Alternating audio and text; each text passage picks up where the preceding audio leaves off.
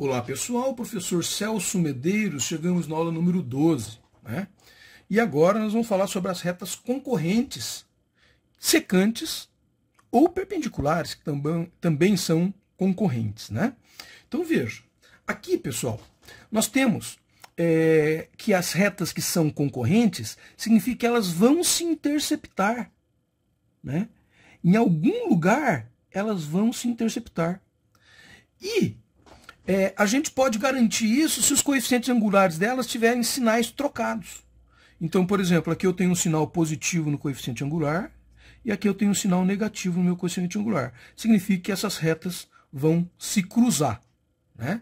Então, por exemplo, aqui eu tenho duas retas, a reta S e a reta R. Reta S e a reta R, certo? Então, pessoal, como esses coeficientes angulares são de sinais trocados, eu posso garantir que elas são concorrentes. Agora, para elas serem secantes ou perpendiculares, aí, além de ter essa característica do coeficiente angular com sinal trocado, teria mais uma característica a ser analisada. Então, por exemplo, se eu tenho uma reta concorrente, significa que ela cruza a outra. Ponto. Agora, para que eu possa dizer que essa reta concorrente é perpendicular, obrigatoriamente o ângulo que elas têm que formar quando elas se cruzam é de 90 graus. Nesse caso aqui, nós temos um ângulo de 90 graus, então essas duas retas são perpendiculares. Se eu tivesse uma reta aqui, assim, ó, elas se cruzam, mas esse ângulo que se forma entre elas aqui não é de 90 graus. Então essas retas são concorrentes ou secantes, certo? Por quê? Porque elas não formam um ângulo de 90 graus. Como que eu posso analisar se essas retas concorrentes são secantes ou perpendiculares? Bom, além de eu analisar que o sinal do coeficiente angular, o sinal positivo aqui, negativo aqui, certo? Isso indica que elas são concorrentes. Mas para eu saber se elas são secantes ou não, eu tenho que fazer o seguinte, pessoal.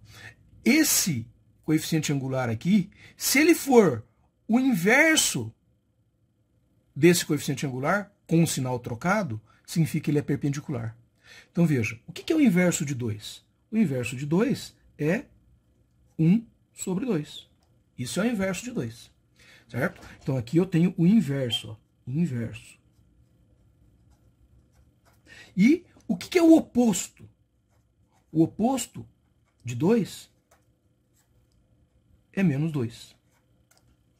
Então, se eu tiver um coeficiente angular que é o inverso e oposto do outro coeficiente angular, significa que eu estou diante de retas perpendiculares. Então, por exemplo, aqui, o 2. Qual que é o inverso de 2? Meio. Com o sinal trocado, menos meio. Então, se o coeficiente angular de uma reta é 2 e o outro é menos meio, elas são perpendiculares. Então eu posso garantir que essa reta S e essa reta R são perpendiculares, né?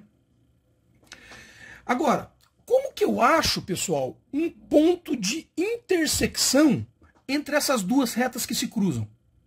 Então veja, se eu tenho essa reta R e essa reta S, esse ponto aqui é um ponto que eles se cruzam.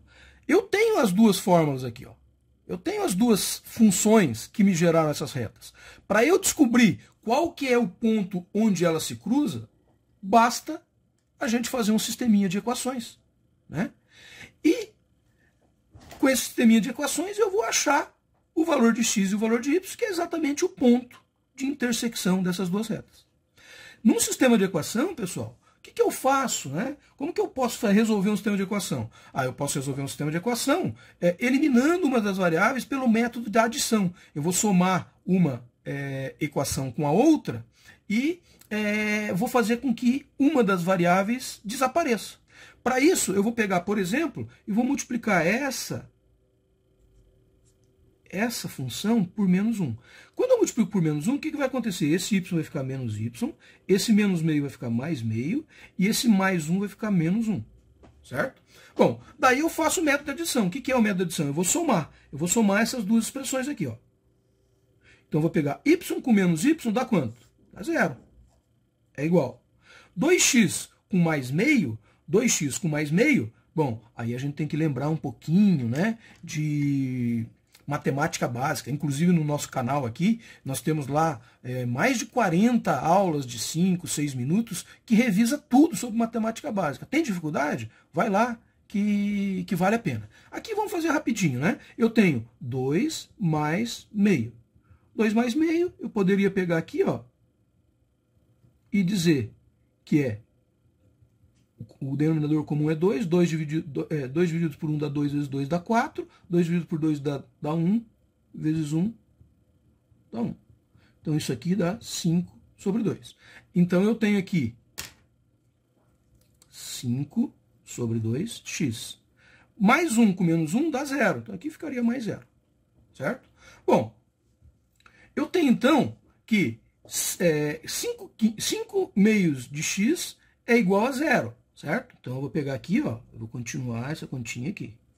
Eu vou pegar esse 2 que está aqui dividindo e vou passar para lá multiplicando. Então vai ficar 0 vezes 2 é igual a 5x. Daí eu vou pegar esse 5 aqui que está multiplicando e vou passar para lá dividindo. Ora, 0 vezes 2 é 0. Vou passar ele aqui dividindo, é igual a x. Então eu achei que x é igual a 0. X é igual a 0. Se vocês repararem aqui esse ponto, o x realmente é 0, não é? Olha aqui, ó. O x0 não é esse ponto aqui? Agora eu vou achar o y. Como que eu acho o y?